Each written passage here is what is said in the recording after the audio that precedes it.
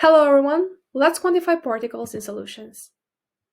So a solution can contain billions of particles, but each mole only contains 6.022 times 10 to the power of 23 particles, and we know that this is given from the Avogadro's constant. The mass of a mole of particles is what we call the sum of the atomic weights of the elements that are present in this compound. Now let's calculate the number of particles.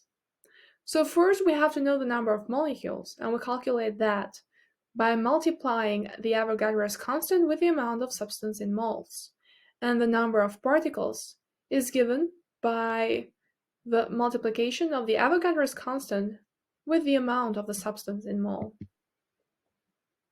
So let's give an example of that by finding the number of particles in a substance that has a number of moles being 12. First, we find the number of particles in the substance.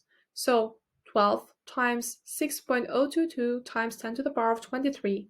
So we multiply 12 with the Avogadro's constant, and we get a number of particles being 7.2264 times 10 to the power of 24, given in the scientific notation. So therefore, we have the number of particles in the substance being 7.2264 times 10 to the power of 24 particles. This was all for today. Thank you for your attention.